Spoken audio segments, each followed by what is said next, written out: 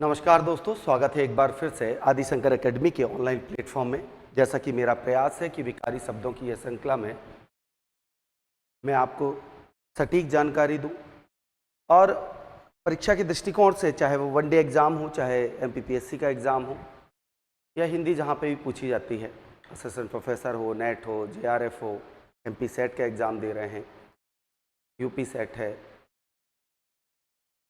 इन सभी एग्ज़ामों में कहीं ना कहीं भाषाई बोध जिसे कहते हैं या अबोध के नाम से जाना जाता है कि व्याकरण का अच्छा खासा नॉलेज आपको होना बहुत ज़रूरी है। उसी के चलते एक मेरा छोटा सा प्रयास है जो आप तक मैं पहुंचा रहा हूं। तो सबसे पहले हमने चर्चा की थी संज्ञा शब्दों की। विकारी शब्दों में पहला हमने पढ़ा था संज्ञा को। क्या है संज्ञा? तो इसके बारे में हमने जाना, सीखा कि संज्ञा एक नाम है। संज्ञा एक क्या है? नाम है, जो किसी व्यक्ति का हो सकता है, किसी वस्तु का हो सकता है, किसी स्थान का, किसी भी प्राणी का हो सकता है, भाव का हो सकता है, किसी समूह का हो सकता है।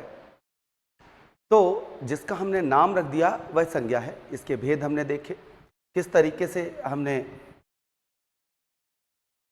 संज्ञा का प्रयोग किया है वाक्यों में, वह भी हमने देखा।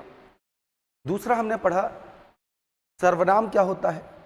तो हमने सर्वनाम की चर्चा की और सर्वनाम को एक शब्द में मैंने कहा सबका नाम। क्या कहा? सबका नाम। सबका नाम से तात्पर्य यह है कि जो किसी एक व्यक्ति, वस्तु, स्थान के लिए प्रयोग ना होकर सभी के लिए प्रयोग में लाए जाते हैं, ऐसे नाम ही क्या कहलाते हैं? सर्वनाम। और सर्वनाम का मुख्य कार्य जो है वो संज्ञा के स्थान पर प्रयोग होना।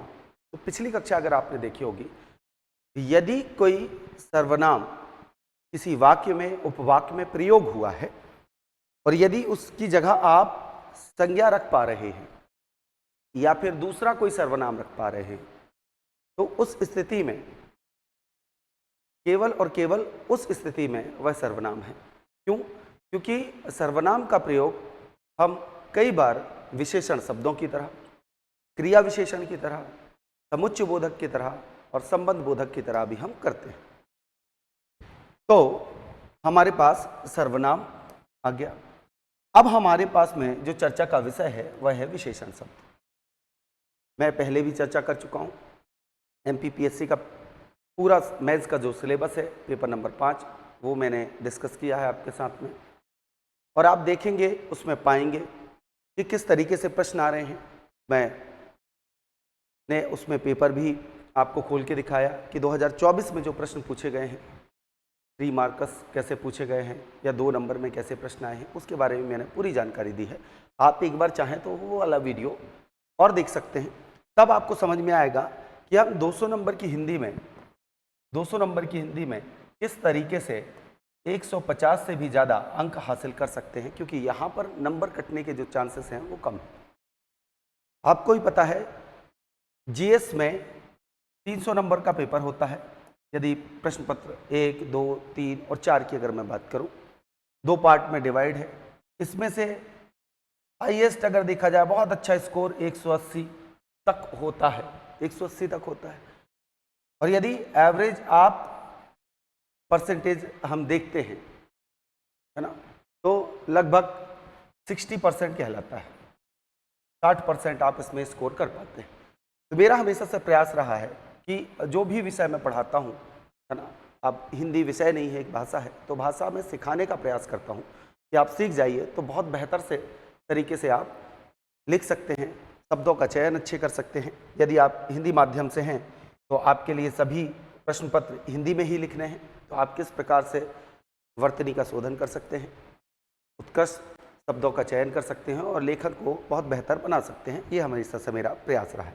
आइए विशेषण की यदि मैं चर्चा करता हूँ, तो विशेषण के लिए मैं एक ही शब्द लिखूंगा, ठीक है, हर वह शब्द जो संज्ञा अथवा सर्वनाम को विशेष बना दे। इस शब्द के साथ हमारी हर समस्या का समाधान मिल जाता है। रवि ईमानदार है तो यह रवि का गुण है। कक्षा में 4 बच्चे बैठे हैं तो बच्चों की संख्या संबंधी विशेषता है। मीरा ने 1 लीटर दूध खरीदकर लाया या लाई तो 1 लीटर उसका परिमाण है। तो आप क्या कर रहे हैं, 10 बच्चों के बीच में किसी को, 100 बच्चों के बीच में, 1000 के बीच में, 10,000 के बीच में किसी को विशेष बनाने के लिए आपने एक शब्द का प्रयोग किया, ईमानदार।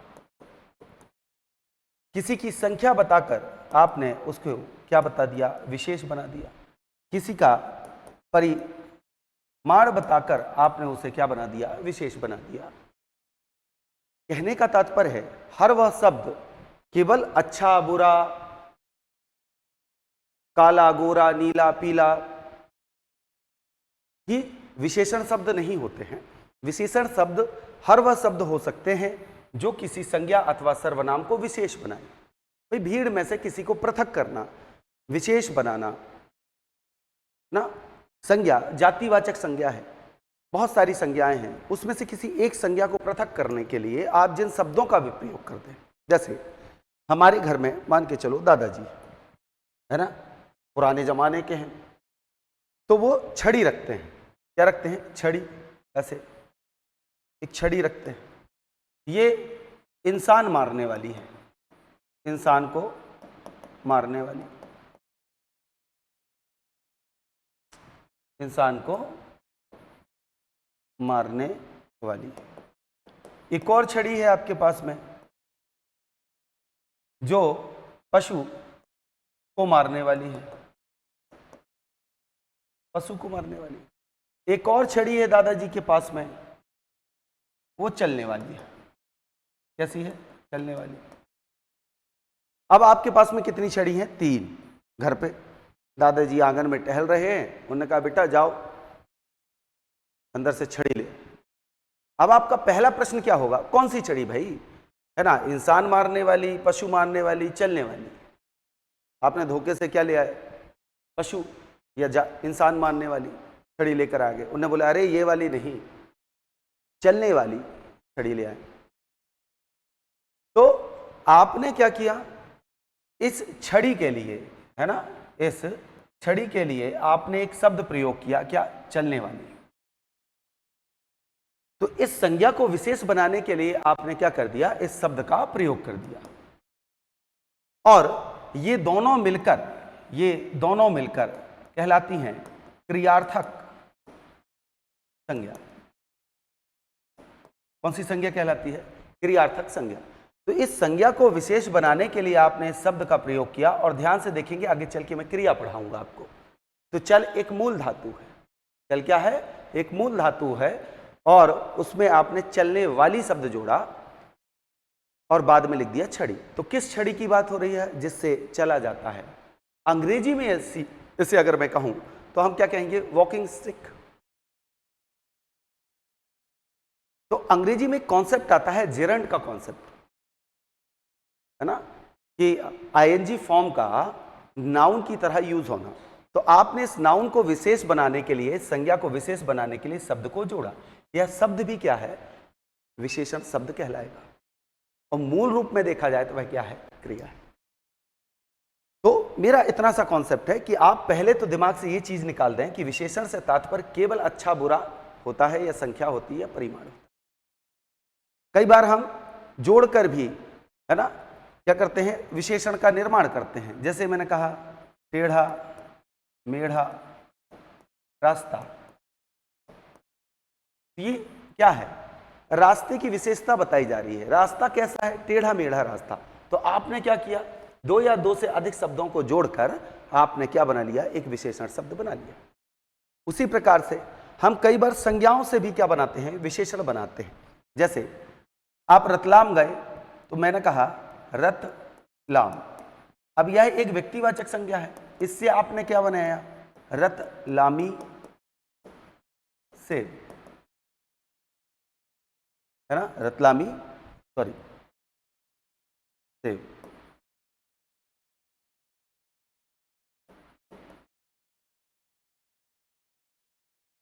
कौन सा सेब? रतलामी। आपने कई बार सुना होगा बनारस एक शहर है ना, बनारस। इससे आपने क्या बनाया? बनारसी साड़ी या पान आप प्रयोग करते हो। तो पान कैसा? बनारसी। साड़ी कैसी? बनारसी।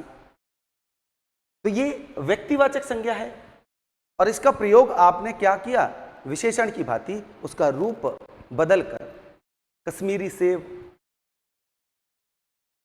लखनवी चप्पल या पोशाक। पोशाक एक संज्ञा है। कैसी पोशाक? लखनवी। कोल्हापुरी चप्पल। ऐसे बहुत सारे हैं कि वहां से कोई वस्तु फेमस हो गई और आपने उसी व्यक्तिवाचक संज्ञा से क्या बना लिया? विशेषण शब्द का निर्माण कर लिया। तो विशेषण शब्द मैंने आपको पहले ही बोला, क्या किया जा रहा है विशेषण शब्दों के माध्यम से?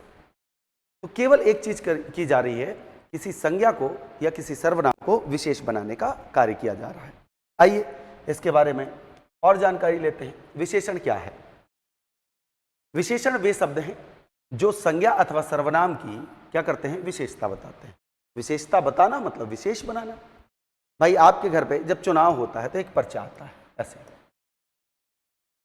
है ना। एक व्यक्ति यहाँ पर हाथ जोड़े खड़ा है और उसका नाम लिखा हुआ है, और नाम लिखने के बाद हमारे क्षेत्र के जुझारू, कर्मठ, है ना, ईमानदार, दिलों के राजा, कल्लू भैया, राजा मुन्ना, जो भी लिखा है वह उस व्यक्ति को विशेष बनाने के लिए प्रयोग किया गया है। जब गेस्ट सेशन होते हैं, कोई मुख्य अतिथि आते हैं, तो मुख्य अतिथि के सामने पहले व्यक्ति एक स्टेज में आता है, एक व्यक्ति जो स्पीकर होता है, वक्ता होता है, वो उस व्यक्ति के बारे में चंद शब्द बोलता है कि आज हमारे बीच में फलानी पर्सनालिटी आ रही हैं, उन्होंने ये किया है, उन्हें ये है, वो ऐसे हैं, वो वैसे हैं, फलाना है, डिमका है, जो भी आपने बोला, उस व्यक्ति को विशेष बनाने के लिए आपने भरपूर शब्दों का प्रयोग किया, प्रशंसा सूचक शब्द का प्रयोग किया। वह क्या है? विशेषण शब्द है। आप दो लोग मिलकर जब किसी तीसरे की बुराई करते हो तो उस विशेष व्यक्ति को बनाने के लिए उसकी आपने बुराई भी की, वही भी विशेषण शब्द कहलाएंगे। क्योंकि विशेष बनाने का तात्पर्य केवल अच्छे वे पे नहीं है, बुरे में भी हो सकता है। ठीक, तो इसे हमने क्या कहा? विशेषता बताते हैं। ये शब्द किसी वस्तु, व्यक्ति, स्थान, गुण, दोष, ठीक है, संख्या, परिमाण, स्थिति, किसी भी चीज की तो या किसी अन्य विशेषता को स्पष्ट करते हैं, तो वह क्या कहला जाते हैं? विशेषण। जैसे वह मोर सुंदर है, तो सुंदर क्या है? मोर के लिए प्रयोग हुआ है, और मोर एक क्या है? संज्ञा है। और मोर कैसा है? सुंदर है। तो यह क्या शब्द हो गया? विशेषण शब्द हो गया। यह क्या हो गया? विशेषण शब्द। उसी प्रकार यह आम मीठा, मीठा नहीं होगा, मीठा। तो यहां पर मीठा है, तो मीठा क्या है? विशेषण शब्द है। मीठा कैसा है? विशेषण शब्द। और किसकी विशेषता बताई जा रही है? आम की। ठीक है, तो यह संज्ञा शब्द की क्या बताई जा रही है? विशेषता। यह संज्ञा है। तो इसमें से सुंदर और मीठा क्या है? विशेषण शब्द। अर्थात संज्ञा या सर्वनाम की विशेषता प्रकट करने वाले शब्द विशेषण कहलाते हैं। आइए आगे चर्चा करते हैं और हम देखते हैं विशेषण के भेद को। कितने प्रकार से हम विशेषण की विशेषण शब्दों का प्रयोग करते हैं या किस प्रकार से हम विशेष बनाते हैं। पहला, किसी के गुण को बताकर। तो यहां पर गुण से तात्पर्य क्या है? गुण में दो चीजें आती हैं, अच्छे भी आ सकते हैं और बुरे। तो गुण अच्छे भी होते हैं और बुरे भी होते हैं। तो गुण, दोष, गुणवाचक से तात्पर्य है गुण, दोष, धर्म, आकार, प्रकार, रंग, रूप, है ना। कोई गोरा है, कोई काला है, कोई ईमानदार है, कोई बेईमान है, कोई अच्छा है, कोई बुरा है, कोई लंबा है, कोई चौड़ा है, कोई मोटा है, कोई दुबला है, कोई नीला है, हरा है, गुलाबी है। अब हरा, गुलाबी, हरा इंसान नहीं होगा, लेकिन आसमान तो नीला है और आसमान संज्ञा है। तो जनरली आप ये मत सोचें, है ना, कि व्यक्ति हरा होगा। तो व्यक्ति संज्ञा नहीं है और भी संज्ञा है ना। अंदर से लाल चेयर ले आई या लाल कुर्सी उठा लाओ, तो लाल कुर्सी, कुर्सी संज्ञा है और लाल उसकी विशेषता है।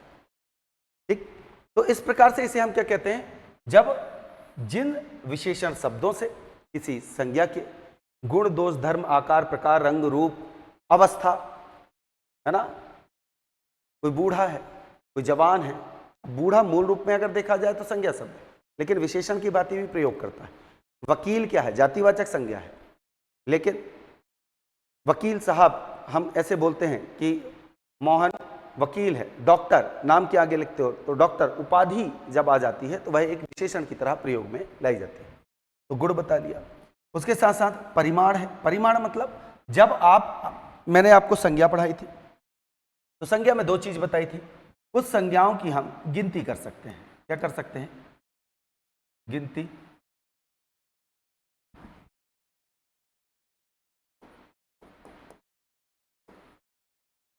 और कुछ संज्ञाओं की गिनती ना कर हम क्या बताते हैं? परिमाण, अर्थात मापतोल। तो गणना के आधार पर दो प्रकार की संज्ञाएं होती हैं। जैसे व्यक्तिवाचक संज्ञा का बहुवचन नहीं होता, अर्थात उसकी गणना नहीं कर सकते हम। जातिवाचक संज्ञा की गणना हो सकती है, लड़का लड़के एक से अधिक भी हो सकते हैं, तो उनकी हम क्या बताएंगे? संख्या संबंधी विशेषता बताएंगे, गिनती। लेकिन दूध, पानी, सोना, कपड़ा, ये द्रव्यवाचक संज्ञा है, तो इनकी हम गिनती नहीं कर सकते। इनका हम क्या बताएंगे? परिमाण बताएंगे। ठीक उसी प्रकार से प्रेम भाववाचक संज्ञा है, घृणा भाववाचक संज्ञा है। तो कुछ संज्ञाएं ऐसी हैं जो उनको हम गिन नहीं सकते, तो भाववाचक संज्ञाओं का भी हम क्या बताते हैं? परिमाण बताते हैं। हालांकि भाववाचक संज्ञा की कोई निश्चित पैरामीटर नहीं है, तो उसे अनिश्चितता से बताएंगे हम। दूसरा, समूहवाचक संज्ञा है, उनकी हम गिनती कर सकते हैं। कक्षा, कक्षाएं, तो उनकी गिनती संबंधी, गणना संबंधी, तो उसे हम कहते हैं गणनीय और अगणनीय। तो जो गणनीय संज्ञा हैं उनकी हम संख्या संबंधी विशेषता बताते हैं, और जो अगणनीय हैं उनकी हम परिमाण संबंधी विशेषता बताते हैं। और यह दो प्रकार से होती है। परिमाण भी निश्चित हो सकता है और अनिश्चित हो सकता है, संख्या भी निश्चित हो सकती है और अनिश्चित हो सकती है। फिर आ जाते हैं, अगला है सार्वनामिक विशेषण या संकेतवाचक विशेषण इन्हें कहते हैं। जिन सर्वनाम का प्रयोग संकेत के भांति किसी संज्ञा को विशेष बनाने के लिए किया जाता है, तो उसे हम क्या कहते हैं? सार्वनामिक विशेषण। कैसे? जब आप दूर कोई लड़का खड़ा है तो मैंने कहा वह लड़का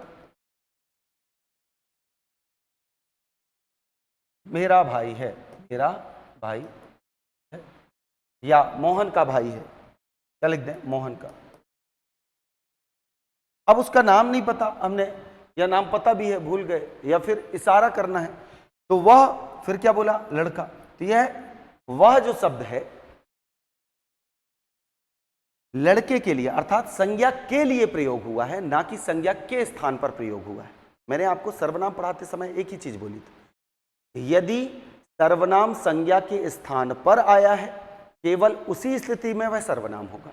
अब जैसे मैंने लिख दिया वह शब्द की मैं लिखता हूं राम लड़का, नहीं जमेगा। राम लड़का मेरा मोहन का भाई है, नहीं होगा। लेकिन मैं वह की जगह क्या लिखूं? नीली,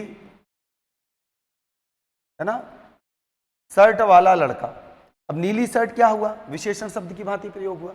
नीली शर्ट वाला लड़का मोहन का भाई है, अर्थात आपने क्या रख दिया? विशेषण शब्द रख दिया। तो इस स्थिति में वह क्या है? विशेषण है। ठीक है, तो आइए एक एक करके समझते हैं इन्हें। सबसे पहले आ जाते हैं गुणवाचक विशेषण। क्या है गुणवाचक विशेषण?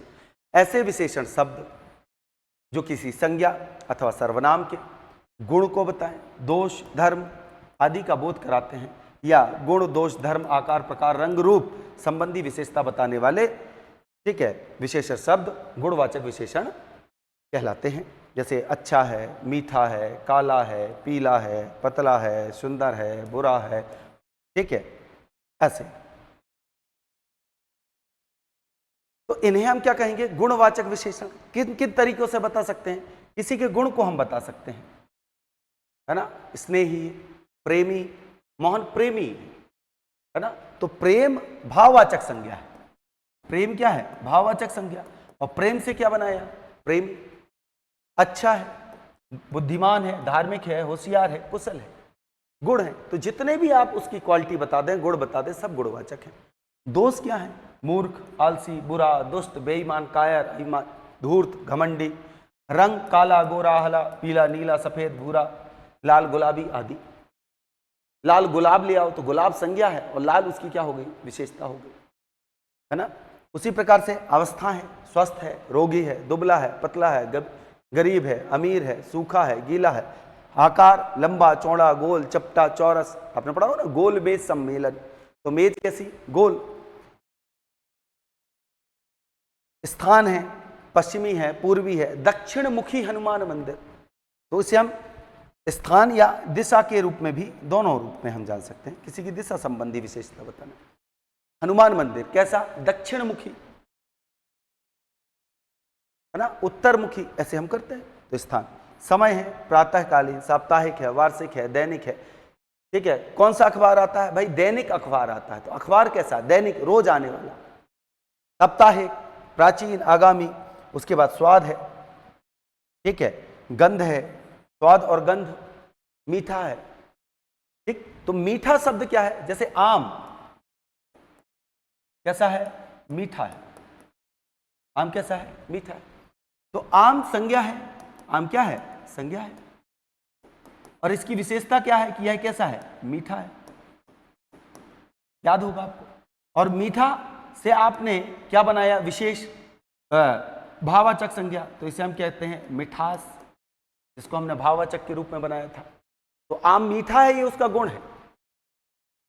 मिठास है, ये उसका नेचर है, भाव है, प्रकृति है ना। और उसे आप महसूस करते हो। मीठा आप गुण बताते हो, है ना। तो मीठा है, फीका है, खट्टा है, तीखा है, नमकीन है।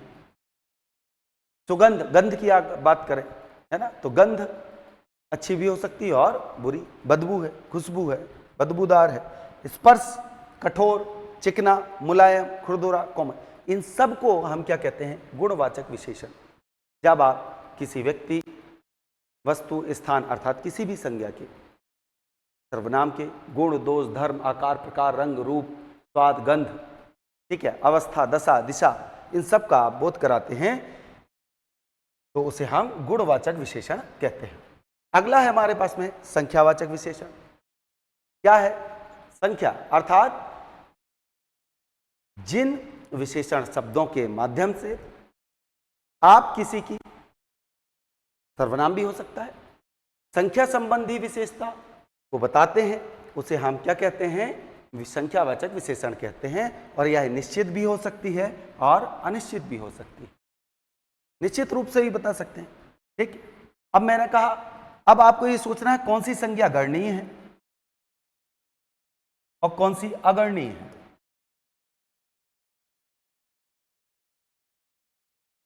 आपको ये दिमाग में होना चाहिए कि हम कैसे पहचानें अनिश्चित संख्यावाचक विशेषण में और अनिश्चित परिमाणवाचक विशेषण में। संज्ञा को देखकर डिसाइड करना पड़ता है कि यह अनिश्चित संख्यावाचक है शब्द विशेषण का, या फिर निश्चित संख्यावाचक, अनिश्चित परिमाणवाचक है। तो देखिए, गणनीय और अगणनीय, तो आपको पता है, हमने संज्ञा पढ़ के आए हैं कि कौन सी गणनीय है, किसे गिना जा सकता है और किसे नहीं। उदाहरण के रूप में, घर में 5 लोग रहते हैं, मुझे 1 केला दे दो। कुछ लोग रोड में चल रहे हैं। तो कुछ लोग, अब कुछ, देखिए, कुछ शब्द आपने प्रयोग किया और उसके बाद क्या लिखी आपने? संज्ञा। अब इस संज्ञा को आपको देखना है कि यह गिनती वाली है अर्थात संख्या में बताई जाती है, या इसका परिमाण बताया जा सकता है। ये 2 चीजें निर्भर करती हैं, संख्या या परिमाण।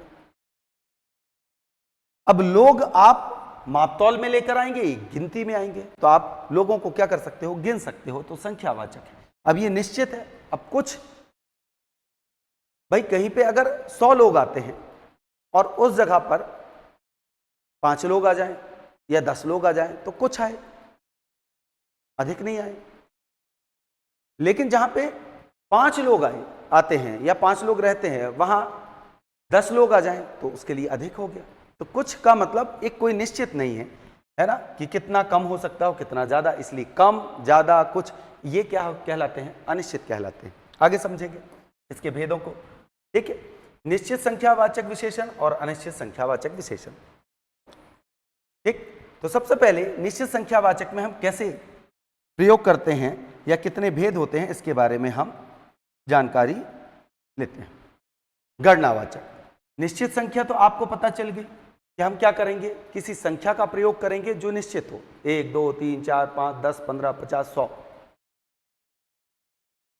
किंतु इसके भेद हैं, कितने भेद हैं? इसके भेद हैं हमारे पास में 5। कौन कौन से? पहला आता है गणनावाचक। जब आप प्रयोग करते हैं 1 2 3 4 5 6 1000 10,000 50। भारत में 1.5 करोड़ लोग रहते हैं। कितने करोड़? 1.5 करोड़ लोग निश्चित संख्यावाचक बता रहे हैं। तो ये क्या है? गणना है। मोहन ने 4 दोस्तों को बुलाया। कितने? 4। ये निश्चित है। और कैसी है? गणना है। ये कैसी है? गणना है। तो इसे हम क्या कहते हैं? गणना। लेकिन याद रखिएगा, गणना जो है 2 प्रकार से होती है। एक पूर्ण अंकों के साथ, तो उसे हम कहते हैं पूर्णांक, और दूसरी कहलाती है अपूर्णांक। दूसरी क्या कहलाती है? अपूर्णांक। एक है पूर्णांक और दूसरी है अपूर्णांक। अब पूर्णांक से क्या तात्पर्य है? जो पूरे अंक हों, 1 2 3 4 5, 1 2 3 4 5 6 7 8 9 10। लेकिन किसी ने कहा अपूर्णांक। मीना ने सवा रुपए। अब रुपए क्या है? संज्ञा है। और सवा कितना है? सवा का मतलब क्या होता है? किसी भी अंक का 1/4 अधिक क्या कहलाता है? सवा। रमेश ने 250 रुपए कमाए। तो कितने रुपए? 250। तो यह पूर्ण अंक है कि अपूर्ण है? तो इसे कहते हैं हम अपूर्ण अंक। उसी प्रकार से, ठीक है, जैसे मैंने कहा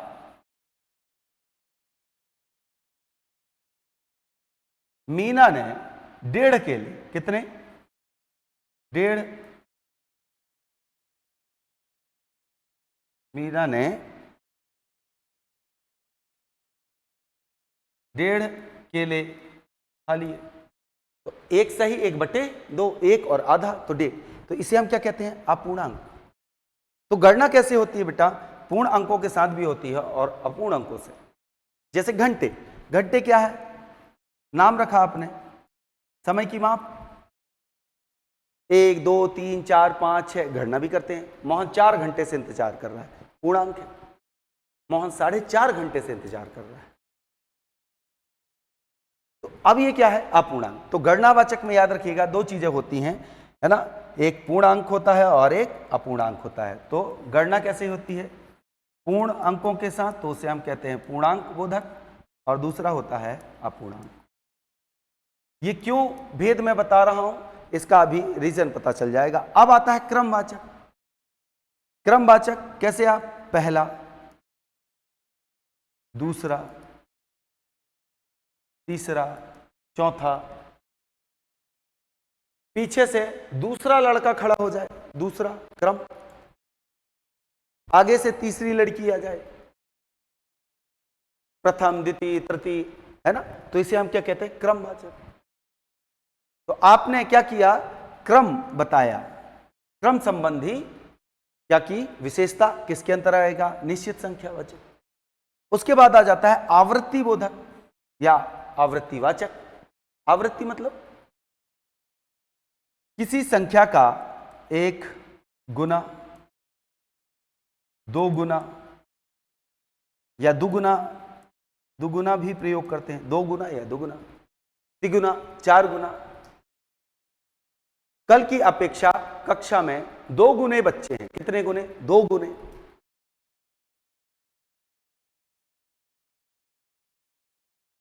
मोहन श्याम से 2 गुने केले खा गया। तो 2 गुने केले, 1 गुना, 2 गुना, तिगुना, चौगुना, ऐसे हम प्रयोग करते हैं। तो उसे हम क्या कहते हैं? आवृत्तिवाचक। और सबसे महत्वपूर्ण है इसको पढ़ाने का समुदायवाचक। इसके भेद इसलिए पढ़ा रहा हूं क्योंकि बेटा यहीं से बनता है क्या आपका द्विगु समास, यही बनाता है संख्यावाचक विशेषण का सबसे महत्वपूर्ण समुदायवाचक। अब ये समुदायवाचक आपने इससे पहले समूहवाचक संज्ञा पढ़ी है, तो संज्ञा का समूह नहीं है, संख्याओं का समूह क्या कहला जाता है? समुदायवाचक निश्चित संख्यावाचक विशेषण। तो समुदाय निश्चित संख्यावाचक विशेषण, और यहीं से द्विगु समास बनता है। ध्यान से समझिए। देखिए पीएससी मेंस में भी देखें तो प्रश्न की प्रकृति जो बदल रही है ना, अभी 2 साल पहले ही एक प्रश्न आया था और पूछा था मेंस में कि क्या योजक चिन्हों का शाब्दिक प्रयोग संधि और समास में देखा जाता है?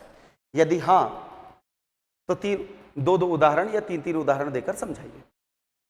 अब पढ़ा आपने सब कुछ है, इस प्रश्न को कैसे लिखेंगे? और जबकि मैंने उससे पहले ये चीजें पढ़ाई हुई हैं, बहुत छोटी छोटी चीजें मैं पढ़ाता हूं जो छूट जाती हैं, जो किताबों में नहीं है, कि कैसे प्रश्न की प्रकृति बन सकती है, कैसे हम उसे समझ सकते हैं। अभी मैं आगे चल के विशेषण की अवस्था पढ़ाऊंगा तो मैं आपको बताऊंगा कि विशेषण की अवस्था में जब हम उत्तरावस्था में आते हैं, तो जब हम किसी संज्ञा की तुलना किसी दूसरे से करते हैं तो वहां पर उत्तरावस्था होती है, और यही उत्तरावस्था आगे चल के उपमा अलंकार और कर्मधारय समास में लागू होती है। अब यही प्रश्न बन जाए कि क्या विशेषण की उत्तरावस्था, अब अलंकार निकाल दिया तो बच गया समास, समास में देखी जाती है? यदि हां तो उदाहरण सहित समझाइए। तो पूछ सकता है किस समास में देखी जाती है, यहां से प्रश्न बन सकता है। तो इसलिए मैं बता रहा हूं, कल को प्रश्न बन जाए कि द्विगु समास में विशेषण के किस भेद का प्रयोग किया जाता है या किस भेद से द्विगु समास का निर्माण होता है। तो आप देखिए समुदायवाचक क्या है, ये संज्ञा नहीं है, ये संख्यावाचक विशेषण है। इसको देखिएगा ध्यान से कि समुदायवाचक क्या होता है? संख्या का समूह। कैसे?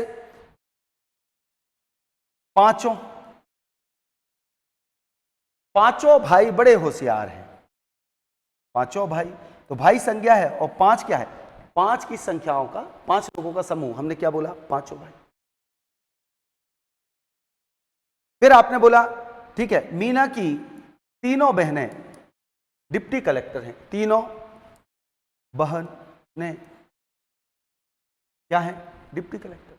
तो बहन का है संज्ञा है, और इसकी विशेषता संख्यावाचक। कौन सी? समुदायवाचक। उसी प्रकार से आप जब द्विगु समास में आते हो तो क्या पढ़ते हो? त्रिनेत्र। क्या पढ़ते हो? त्रिनेत्र। अब आप बोलोगे सर ये तो बहुब्रीहि समास है, पता है मुझे, लेकिन मूल रूप में यह है क्या? द्विगु समास। अभी समास पढ़ाऊंगा तब आपको बहुत सारी चीजें क्लियर करूंगा। तो त्रिनेत्र है ना, द्विगुण। कितने गुण? द्विगुण। तो 2 गुणों का समूह क्या कहलाता है? तो गुण कैसा? संज्ञा के भांति प्रयोग हुआ है, और द्वि उसकी क्या है? विशेषता है। उसी प्रकार से त्रिफला, त्रिफला। तो फला मतलब फलों को कहा जाता है, और 3 फलों का समूह। त्रि मतलब 3, तो संख्या का समूह क्या कहलाया है? त्रि।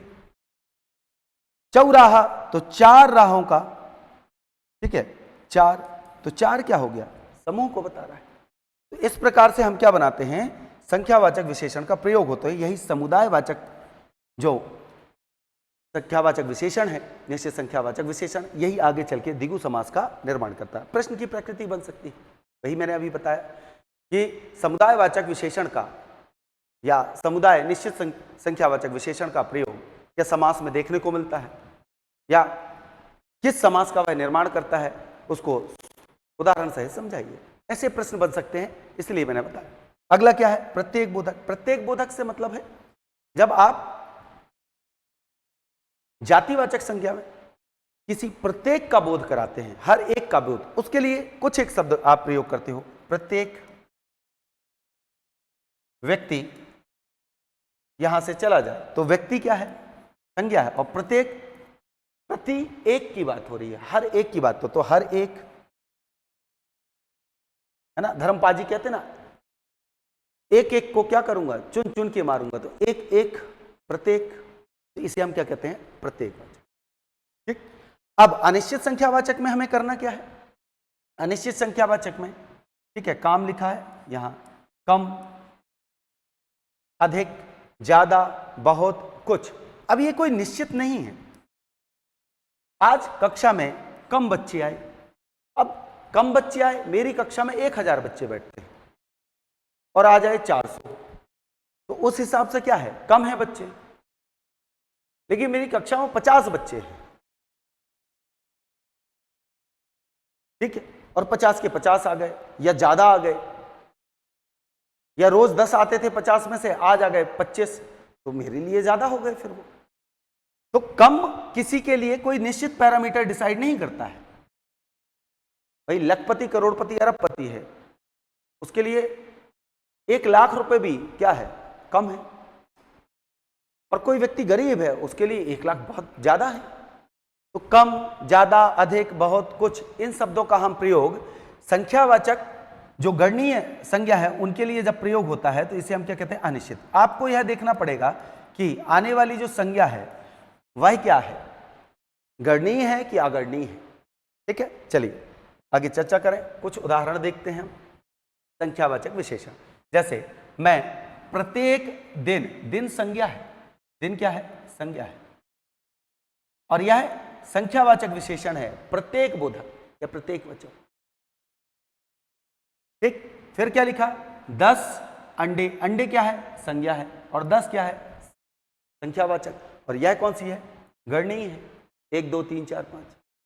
फिर मेरे ऑफिस में 2000 कर्मचारी हैं, तो कर्मचारी क्या है, संज्ञा है, और यह क्या है, निश्चित संख्या है।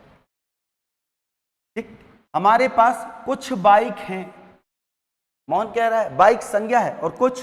अब बाइक माप तौल में लेके आते हो क्या, खरीदने जाते हो, मैंने कहा आज बाइक चाहिए, हाँ सर बताइए कितने किलो की बाइक दे दूं, 150 किलो, 200 किलो, 125 किलो, 250 किलो, ऐसे बोलेगा क्या, नहीं, बाइक गिनती में आती है। तो यह क्या है, संख्यावाचक है, लेकिन संख्या में क्या है, कुछ लिखा है, तो अनिश्चित संख्यावाचक। मुकुल ने हरीश को 10 केले दे दिए। अब केले मान के चलो, अब कोई कह दे कि 1 दर्जन केले लिए, 1 दर्जन क्या है, 1 दर्जन केले। अब 1 दर्जन जैसे ही आपने प्रयोग किया, ये 12 का समूह होता है, तो ये समुदायवाचक कहलाएगा। मीना ने 1 सैकड़ा नींबू बेचे, कितने, 1 सैकड़े। अब 1 सैकड़ा में कितने आते हैं, 100, तो यह समुदायवाचक है, यह भी याद रखिएगा। दर्जन कई इकाइयां हैं जिसको आपको याद रखना है। अंकिता के पास कितनी घड़ी हैं, 5, तो 5 घड़ी क्या है, संज्ञा है, और घड़ी गिनी जा सकती है, माप तौल में नहीं आती। अजीत ने एक शॉर्ट फिल्म से 1 लाख रुपए कमाए, तो 1 लाख रुपए लिखना पड़ेगा, 1 लाख कमाए, तो 1 लाख क्या है, संज्ञा है, किसकी बात हो रही है, रुपए की। तो जब आप धन की बात करेंगे तो धन कम ज्यादा अधिक होगा, लेकिन यह क्या है, INR लिखा है, रुपीस की बात है ना। तो रुपए क्या है, इकाई है, रुपए पैसे ये क्या है, इकाई। तो धन संपत्ति जो होती है वह अगणनीय है, उसे कम ज्यादा अधिक में मापा जाता है, लेकिन इसके लिए इकाई बनाई। भाई हमारे लिए रुपए है, अमेरिका वालों के लिए डॉलर है, तो हम रुपए गिन सकते हैं, धन नहीं गिना जाता। ठीक है, तो ये इकाई है, याद रखिएगा, रुपए गिने जाते हैं, धन नहीं गिना जाता। चलिए, तनुज को लगता है कि 4 और 4 का जोड़ा 44 होता है। अब जोड़ा बात है, 4 4 44, तो समुदायवाचक। संजना ने सिकंदर के लिए 3 कोट, कोट संज्ञा है, 3 संख्यावाचक। मोहन ने घर बनवाने के लिए अधिक मजदूर लगाए, अधिक मजदूर। अब मजदूर गिनती में लगाओगे आप, गिन के आएंगे, 4 है, 8 है, 10 है, 15 है, अधिक क्या हो सकता है। भाई मैं घर बनवा रहा हूं, छोटा सा घर है भाई, 500-1000 फीट का, मेरे लिए 5-10 मजदूर पर्याप्त हैं, अधिक हैं। अरे आज तो ज्यादा मजदूर लग गए भाई, रोज की पेमेंट करनी है। अब कोई टाटा बिरला है, अंबानी है, वो बड़ी सी बिल्डिंग बनवा रहा है, उसके लिए हजारों मजदूर भी क्या है, कम है। तो अधिक कम ये कोई निश्चित परिमाण या निश्चित संख्या नहीं बताती, है ना। चलिए आ जाते हैं, अगला है हमारे पास में परिमाणवाचक। कौन सा है? परिमाणवाचक। अब परिमाणवाचक किसे कहते हैं? जब आप मापतौल संबंधी विशेषता को बताते हैं। कैसे? मापतौल, परिमाण बताना, संज्ञा की मापतौल संबंधी विशेषता बताने वाले शब्द परिमाणवाचक विशेषण कहलाते हैं। मापतौल से कैसे बताते हो आप मापतौल? ठीक है, आप लीटर का प्रयोग करते हो, आप मीटर का प्रयोग करते हो, आप किलो का प्रयोग करते हो, किलो, आप शेर का प्रयोग करते हो। शेर, शेर जानते हो ना, शेर, टके शेर भाजी टका शेर खाजा, याद है? अंधेर नगरी चौपट राजा भारतेंदु हरिश्चंद्र ने लिखी की रचना है। तो शेर का मतलब क्या है? शेर का मतलब क्या है? शेर में एक शेर, ये वो वाला शेर नहीं है भैया, है ना, ये शेर अलग है। कि जैसे मीना ने एक शेर दूध बेचा या पी लिया, मोहन ने एक शेर दूध पी लिया, तो एक शेर मतलब शेरनी का दूध नहीं समझ लेना आप। पता चला जंगल गए, है ना, शेर के पास, शेरनी के पास, अब उसका दूध निकाल रहे हैं, तो सुबह जाओगे तो उसका बेचारे का आप लंच हो जाएगा, दोपहर को जाओगे, है ना, तो लंच हो जाएगा, सुबह ब्रेकफास्ट हो जाएगा, और रात को गए तो डिनर हो जाएगा। ऐसा मत, ये शेर नहीं भाई, ये शेर जिसमें लगभग 933 ग्राम आते हैं, यह भी एक इकाई। तो किलो है, मीटर है, लीटर है, सेंटीमीटर है, इस शब्दों का आप प्रयोग करते हो। अब यह भी निश्चित हो सकता है और अनिश्चित हो सकता है। जैसे मीना ने, मम्मी ने पैसे दिए मीना को कि बेटा धनिया ले आओ, उसने 100 ग्राम धनिया ले आए। भैया कितनी धनिया दे दो? 100 ग्राम धनिया। लड़कियां ईमानदार होती हैं। अब लड़के गए, लड़के को दिया, उन्होंने कहा जा बेटा धनिया ले आना। कितनी? 100 ग्राम। अपन गए, उन्होंने कहा भैया थोड़ी सी धनिया दे दो। क्या दे दो? थोड़ी धनिया। सब्जी वाले से मांग लेते हैं ना, थोड़ी धनिया। अब थोड़ी क्या है? सस्ती है तो ज्यादा दे देगा, महंगी है तो नहीं देगा, 10 रुपए की नहीं देगा, 5 की नहीं देगा। समझ में आ रहा? तो आपको देखना है ये संज्ञा को, ये संज्ञा गिनती में आएगी कि इसका परिमाण आता है। तो देखिए, निश्चित परिमाण जिन विशेषण शब्द से किसी वस्तु की निश्चित मात्रा अर्थात अथवा मापतौल का बोध हो, उसे निश्चित परिमाणवाचक विशेषण कहते हैं। जैसे 7 लीटर निश्चित है, 3 किलो चावल, 5 एकड़ जमीन, 8 किलो, ठीक है, मटर, ये क्या होगा? 8 किलो मटर, ऐसे। अब चने खरीदने गए, है ना, तो चने खरीदने गए तो उन्होंने कहा क्या दे दो? भैया 1000 चने दे दो। उसने भी उठाया बोरी और रख दिया, बोले गिन लो। गिनते रहना आप उसको, है ना। तो ऐसा नहीं होगा, आप 1 किलो मांगोगे। अनिश्चित में क्या होगा? जो विशेषण, जिन विशेषण शब्दों से वस्तु की निश्चित मात्रा या मापतौल का बोध ना हो, ठीक है, जैसे बहुत पानी, ढेर सारा पैसा, बहुत लोग। अब देखो पैसा, ठीक है, तो यहां हम पैसा गिनती में होगा, इकाई है, तो इसे ढेर सारा धन लिखेंगे, ठीक है। बहुत लोग गलत है ना, बहुत लोग नहीं आएगा, क्या जाएगा? लोग संख्यावाचक, तो ये गलत हो जाएगा। कुछ पेड़, अब पेड़ की गिनती होती है, मापतौल नहीं, तो ये भी यहां पर गलत लिखा है, ठीक है। तो आप क्या कर सकते हो? कुछ कपड़ा दे दो भाई, कुछ मीटर कपड़े दे दो भाई, बिछाने के लिए, पूजा पाठ के लिए। हम कहते हैं भैया थोड़ा सा कपड़ा दे दो, एक टुकड़ा काट के, थोड़ा सा टुकड़ा, थोड़ी सी धनिया। घर में 4 मेहमान आ गए, दूध नहीं है, आपने एक गिलास उठाई, ठीक है, छोटे भाई को दिया, आंटी से थोड़ा सा दूध ले आओ, थोड़ा सा दूध। तो गिलास आप काउंट कर सकते हो, लेकिन दूध को आप गिन नहीं सकते, उसको वो मात्रा में ही आएगा। तो इसे हम क्या कहते हैं? परिमाणवाचक विशेषण कहते हैं।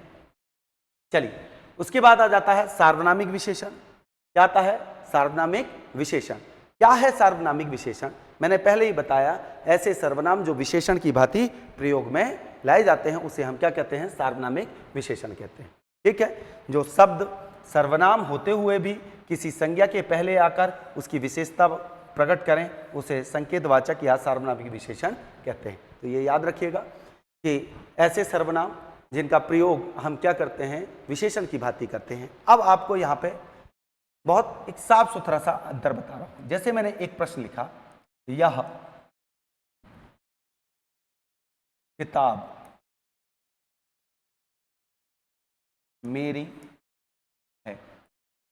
इसी की जगह मैं दूसरा लिखता हूं, यह मेरी किताब है। यह दोनों ही वाक्य शुद्ध हैं, ये दोनों वाक्य क्या हैं? शुद्ध हैं। मैं आपको बिल्कुल सटीक उत्तर दे रहा हूं ताकि आप कंफ्यूज ना हो। मैंने आपको पहले कहा कि विशेषण क्या होते हैं और सर्वनाम क्या होते हैं। तो यदि कोई सर्वनाम संज्ञा के स्थान पर प्रयोग हुआ है तभी वह सर्वनाम है, अन्यथा उस स्थिति में सर्वनाम किसी दूसरी स्थिति में प्रयोग हो तो वह वाक्य की प्रकृति के ऊपर निर्भर करता है कि वह क्या है। जैसे क्या लिखा है? यह, और यह किसके लिए लिखा है? इस किताब के लिए। ठीक है, ये यह लिखा है और यह किसके लिए लिखा है? किसी व्यक्ति की निश्चितता बताने के लिए। मैंने कहा यह, अब यह मैंने निश्चित किया और मैंने क्या बोला? मेरी। तो यह किसके शब्द के संज्ञा के स्थान पर मैंने प्रयोग किया, संज्ञा के स्थान पर मैंने क्या प्रयोग किया? यह को। यह मेरी किताब है। यहां क्या कह रहे हैं? यह किताब, बहुत सारी किताबें हैं, उस जगह पर उस किताब को विशेष बनाने के लिए आपने संकेत किया कि 8-10 किताबें हैं और मैंने क्या बोला? यह किताब। तो यह किताब, तो यह शब्द जो है यह किताब के स्थान पर ना प्रयुक्त होकर किताब के लिए प्रयोग हो रहा है। तो देखो, अब मैंने यह की जगह लिखा, मैंने लाल किताब मेरी है। तो आपने लाल क्या है? विशेषण है, आपने विशेषण। देखो, 4 किताबें मेरी, लेकिन यहां क्या है? यह के बाद आपने संबंधवाचक सर्वनाम प्रयोग किया कि यह निश्चित रूप से मेरी किताब है। तो यह क्या है? निश्चयवाचक सर्वनाम है। यह क्या है? निश्चयवाचक सर्वनाम है। मेरी संबंधवाचक सर्वनाम है और यहां पर यह क्या है? संकेतिक या सार्वनामिक विशेषण है। अगर कभी भी कंफ्यूजन हो तो याद रखिएगा, यदि किसी सर्वनाम के बाद में दूसरा सर्वनाम आता है और वह निश्चित करता है उसको, तो वह क्या है? निश्चयवाचक सर्वनाम। लेकिन कोई सर्वनाम के बाद में संज्ञा आए और यह सर्वनाम इसी के लिए प्रयोग हो, उस स्थिति में वह क्या हो जाता है? सार्वनामिक विशेषण कहलाता है। बड़ा आसान है। चलिए, मौलिक सर्वनाम 2 भेद हैं, मौलिक और यौगिक। जो सर्वनाम अपने मूल रूप में संज्ञा के आगे संज्ञा की विशेषता बताते हैं, मूल रूप में बिना रूपांतरित, बिना रूप बदले हुए अपने मूल रूप में प्रयोग होते हैं और उसका अर्थ भी वही निकलता है। जैसे यह घर, वह लड़का, कुछ काम। ठीक है, ये नहीं होगा हालांकि, कुछ काम। ठीक है, ये काम एक भी हो सकता है, 2 भी, अनेक काम हो सकती है, संख्यावाचक विशेषण है। अभी मैं अंतर बताऊंगा दोनों में। यह है यौगिक सार्वनामिक विशेषण। यौगिक का मतलब क्या होता है? ऐसे सर्वनाम जो अपने मूल रूप से परिवर्तित हो जाएं और एक भिन्न अर्थ दें। कैसे? जैसे देखिएगा, ऐसा का अर्थ क्या होता है? किसी चीज को बताने के लिए। कैसा? प्रश्न के लिए, है ना।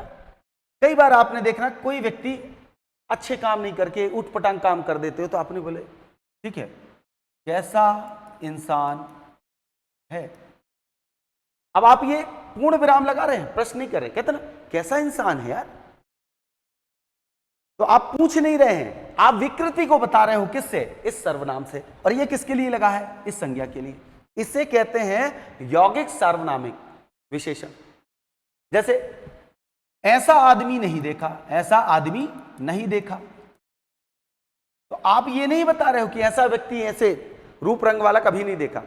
उसके किसी ना किसी कृत्य से प्रभावित होकर, अच्छा हो या बुरा, आपने क्या प्रयोग किया? ऐसा आदमी नहीं देखा, ऐसा आदमी नहीं देखा। तो यहां पर आप पूछ नहीं रहे हो या बता नहीं रहे हो, आप विकृति को बता रहे हो। तो जो मूल सर्वनामों से प्रत्यय लगाने के, उन्हें यौगिक सार्वनामिक कहते हैं, या जो रूपांतरित होकर प्रयोग होते हैं उन्हें हम क्या कहते हैं? यौगिक सार्वनामिक विशेषण कहते हैं। कुछ एक चीज और है विशेषण के बारे में, जिनके बारे में हम समझेंगे अगली कक्षा में। आज की कक्षा हम यहीं समाप्त करते हैं और विशेषण की अगली कक्षा में हम समझेंगे विशेषण का निर्माण, विशेषण विशेष में फर्क, प्राविशेषण क्या होता है, विशेषण की आवश्यकताएं क्या होती हैं, और सर्वनामी विशेषण और सर्वनाम में क्या अंतर है, इसके बारे में हम देखेंगे। तो आज का सेशन अगर पसंद आया हो तो वीडियो को लाइक करें, चैनल को सब्सक्राइब करें और ज़्यादा से ज़्यादा लोगों को शेयर करें, ताकि 9 तारीख से जो मेंस स्टार्ट होने वाले हैं उसमें आप अच्छे अंक प्राप्त कर सकें। जय हिंद, जय भारत।